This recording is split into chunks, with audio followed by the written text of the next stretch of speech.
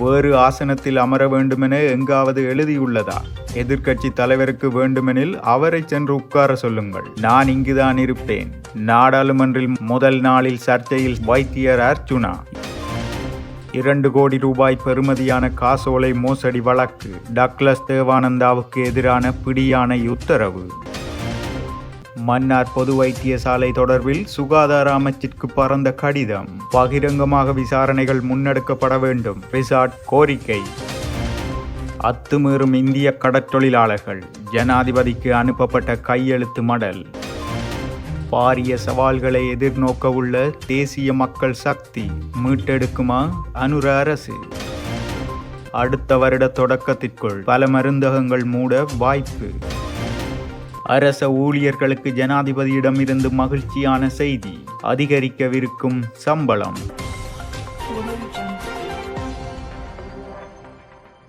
யாழ் மாவட்ட நாடாளுமன்ற உறுப்பினர் வைத்தியர் அர்ச்சுனா ராமநாதன் புதிய நாடாளுமன்றத்தின் முதல் நாள் அமர்வு நேற்றைய தினம் ஆரம்பமான போது பாரம்பரியமாக எதிர்க்கட்சி தலைவருக்கு ஒதுக்கப்பட்ட ஆசனத்தில் அமர்ந்துள்ளார். அமர்ந்ததுடன் அந்த கதிரையிலிருந்து நகர மறுத்தமை பேசும் பொருளாக மாறியுள்ளது. இலங்கையின் 10வது நாடாளுமன்றத்திற்கான கன்னி அமர்வு நேற்று காலை 10 மணிக்கு நடைபெற்றது. இதன்போது முதன்முறையாக நாடாளுமன்ற உறுப்பினராக வைத்தியர் அர்ச்சுனா எதிர்க்கட்சி தலைவரின் ஆசனத்தில் அமர்ந்த வேளை உடனடியாகவே நாடாளுமன்ற ஊழியர்கள் இது எதிர்க்கட்சி தலைவரின் ஆசனம், எனவே இந்த இடத்திலிருந்து நகருமாறு தெரிவித்த போதும் அவர் அதற்கு மறுப்பு தெரிவித்துள்ளார். நாடாளுமன்றத்தின் முதல் நாள் அமர்வில் ஆசனங்கள் எவருக்கும் ஒதுக்கப்படவில்லை என வைத்தியர் அர்ச்சுனா நாடாளுமன்ற ஊழியர்களுக்கு பதிலளித்தார். இங்கு வேறு ஆசனத்தில் அமர வேண்டுமென எங்காவது எழுதியுள்ளதா? எதிர்க்கட்சி தலைவருக்கு வேண்டுமெனில் அவரை சென்று எங்காவது அமர்ந்து கொள்ள சொல்லுங்கள். நான் இங்குதான் இருப்பேன் எனவும் கூறியுள்ளார். பின்னர் தான் எந்த கட்சிக்கு ஆதரவு வழங்கினாலும் சஜித் பிரேமதாசவுக்கு ஒருபோதும் ஆதரவு வழங்க மாட்டேன் எனவும் எதிர்க்கட்சி தலைவருக்கான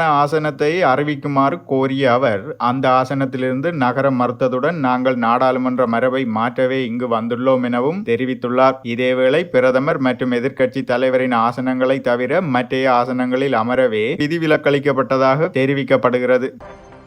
2 கோடி ரூபாய் பெறுமதியான காசோலை மோசடி தொடர்பான வழக்கில் முன்னாள் அமைச்சர் டக்ளஸ் தேவானந்தாவுக்கு கொழும்பு மேலதிக நீதவான் பசன் அமரசேன பிடியாணை பிறப்பித்து உத்தரவிட்டுள்ளார். குறித்த பிடியாணை நேற்றைய தினம் பிறப்பிக்கப்பட்டுள்ளது. வெள்ளவத்தையைச் சேர்ந்த சுப்பிரமணியன் மனோகரன் எனும் வர்த்தகர் 2 கோடி ரூபாய் பெறுமதியான காசோலைகளை வழங்கி மோசடி செய்ததாக டக்ளஸ் தேவானந்தா செய்த முறைப்பாட்டின் பிரகாரம் டக்ளஸ் தேவானந்தா நீதிமன்றத்தில் முன்னிலையாகாத காரணத்தினால் இந்த பிடியாணை பிறப்பிக்கப்பட்டுள்ளது. இந்நிலையில் டக்ளஸ் தேவானந்தா நோய்வாய்ப்பட்டிருப்பதால் அவர் நீதிமன்றில் முன்னிலையாக மாட்டார் என அவர் சார்பில் முன்னிலையான சட்டத்தரணி தெரிவித்துள்ளார். எனினும் டக்ளஸ் தேவானந்தாவின் சுகவீனம் தொடர்பான மருத்துவ அறிக்கை சமர்ப்பிக்கப்படாத காரணத்தினால் இந்த பிடியாணை பிறப்பிக்கப்பட்டுள்ளது. மேலும் கொழும்பு மேலதிக நீதவான் விசாரணையை ஜனவரி 23ஆம் திகதிக்கு ஒத்திவைத்துள்ளார்.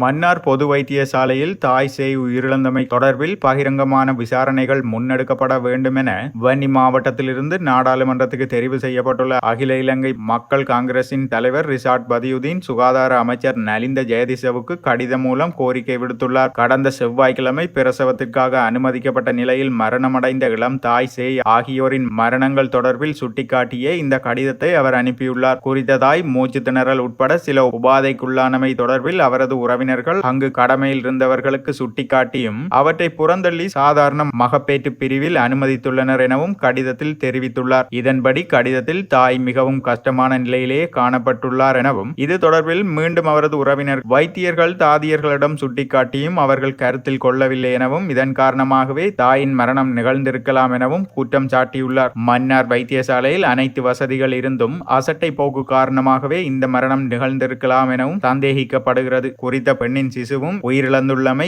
சுட்டிக்காட்டப்பட வேண்டும். இந்த நிலையில் உறவினர்கள் பெற்றோர்கள் உட்பட நூற்றுக்கணக்கான பொதுமக்கள் மகப்பேற்று விடுதியின் முன் போராட்டம் நடத்தியதால் அங்கு பதட்டம் நிலவியது. இதனைத் தொடர்ந்து அங்கு சென்ற மன்னார் நீதவான் இரு சடலங்களையும் பிரேத பரிசோதனைக்காக அனுப்பி வைத்துள்ளார். இவ்வாறானதொரு சூழ்நிலையில் இருவரது மரணங்கள் தொடர்பிலும் மக்கள் மத்தியில் பலத்த சந்தேகங்கள் ஏற்பட்டுள்ளதுடன் மன்னார் பொது வைத்தியசாலை மீதான நம்பிக்கையும் மக்கள் இழக்கும் நிலைமை உருவாகியுள்ளது. இதற்கு முன்னரும் இதே வைத்தியசாலையில் சிந்துஜா என்ற இளம் தாய் மரணமடைந்தமை தொடர்பிலும் வைத்தியசாலை நிர்வாகத்தின் மீது பல்வேறு குற்றச்சாட்டுகள் முன்வைக்கப்பட்டு தற்போது இந்த விவகாரம் நீதிமன்றம் சென்றுள்ளமை குறிப்பிடத்தக்கது.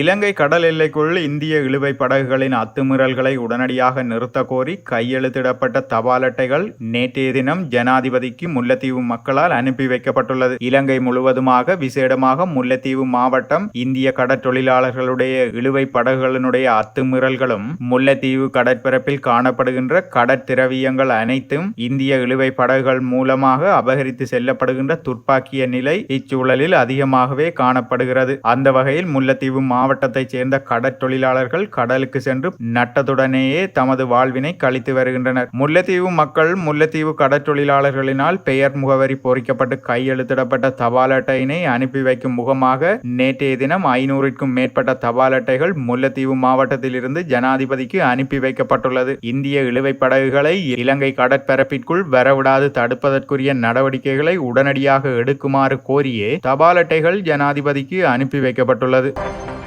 தேசிய மக்கள் சக்தியை அரசாங்கம் எதிர்நோக்கும் பாரிய சவாலானது இலங்கையின் அதிக கடன் சுமையே என முன்னாள் அமைச்சர் பாட்டலி சம்பிக்க ரணவக்க தெரிவித்துள்ளார். 2022ஆம் ஆண்டுக்குள் இருதரப்பு வெளிநாட்டு கடனின் அளவு $11 பில்லியன் என்றும் தற்போது அது $28 பில்லியன் உயர்ந்துள்ளது எனவும் அவர் கூறியுள்ளார். உலக வங்கி மற்றும் சர்வதேச நாணய நிதியம் போன்ற நிதி நிறுவனங்களிடமிருந்து பெறப்பட்ட பலதரப்பு கடன்களால் இந்த நிலை ஏற்பட்டுள்ளதாக அவர் கூறியுள்ளார். சர்வதேச நாணய நிதியத்தின் உடன்படிக்கையின் பிரகாரம் தற்போது பொருளாதார நிலைமையை பேணுவதுடன் தாங்கள் வாக்குறுதியளித்த நலன்புரி உறுதிமொழி பத்திரத்தை நிறைவேற்றுவது அரசாங்கம் எதிர்கொள்ளும் மற்றொரு சவாலாகும். மக்கள் விரும்பும் மாற்றத்தை புதிய அரசால் ஏற்படுத்த முடியுமா? இலங்கையின் செலுத்தப்படாத கடன் மீதான வட்டி $8 பில்லியன் தாண்டியுள்ளது. தேசிய மக்கள் சக்தி ஆட்சிக்கு வந்த பிறகு முன்னைய அரசாங்கம் குறிப்பாக சர்வதேச நாணய நிதியத்துடன் செய்து கொண்ட ஒப்பந்தத்தை மாற்ற பாடுபடுவோம் என அறிவித்திருந்தது. ஆனால் அவர்கள் ஒப்பந்தம் மற்றும் பொருளாதார கொள்கை வேலை திட்டத்தையே தொடர்கின்றனர் எனவும் குறிப்பிட்டார்.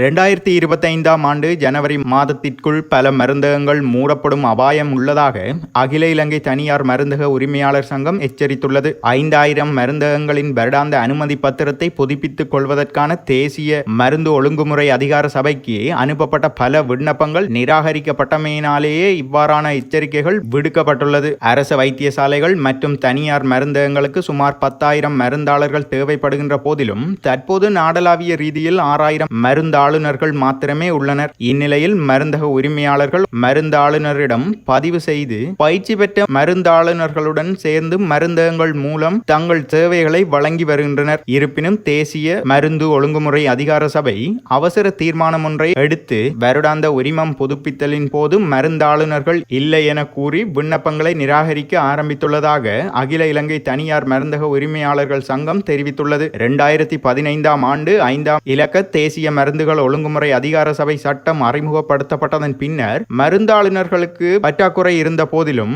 தேவை பூர்த்தியாகும் வரை உரிமங்கள் புதுப்பிப்பதற்கு சுகாதார அமைச்சு தீர்மானித்திருந்தது. இதற்கிடையில் மருத்துவ அதிகாரிகளினால் அல்லது உரிமங்களை பரிந்துரைக்கும் திட்டத்தை அக்டோபர் 10ஆம் தேதி தொடங்க சுகாதார அமைச்சகம் முடிவு செய்துள்ளமை குறிப்பிடத்தக்கது.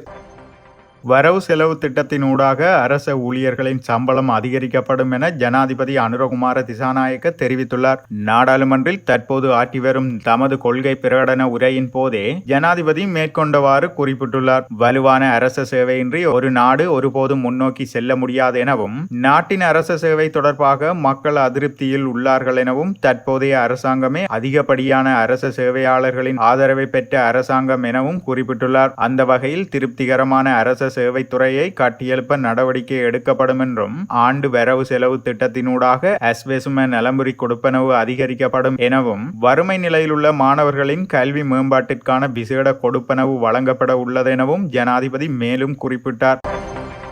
வேறு ஆசனத்தில் அமர வேண்டுமென எங்காவது எழுதியுள்ளதா? எதிர்க்கட்சி தலைவருக்கு வேண்டுமெனில் அவரை சென்று உட்கார சொல்லுங்கள், நான் இங்குதான் இருப்பேன். நாடாளுமன்றில் முதல் நாளில் சர்ச்சையில் வைத்தியர் அர்ச்சுனா. 2 கோடி ரூபாய் பெறுமதியான காசோலை மோசடி வழக்கு. டக்ளஸ் தேவானந்தாவுக்கு எதிரான பிடியாணை உத்தரவு. மன்னார் பொது வைத்தியசாலை தொடர்பில் சுகாதார அமைச்சிற்கு பறந்த கடிதம். பகிரங்கமாக விசாரணைகள் முன்னெடுக்கப்பட வேண்டும். ரிசார்ட் கோரிக்கை. அத்துமீறும் இந்திய கடற்தொழிலாளர்கள். ஜனாதிபதிக்கு அனுப்பப்பட்ட கையெழுத்து மடல். பாரிய சவால்களை எதிர்நோக்க உள்ள தேசிய மக்கள் சக்தி மீட்டெடுக்குமா அனுர அரசு? அடுத்த வருட தொடக்கத்திற்குள் பல மருந்தகங்கள் மூட வாய்ப்பு. அரச ஊழியர்களுக்கு ஜனாதிபதியிடமிருந்து மகிழ்ச்சியான செய்தி, அதிகரிக்கவிருக்கும் சம்பளம்.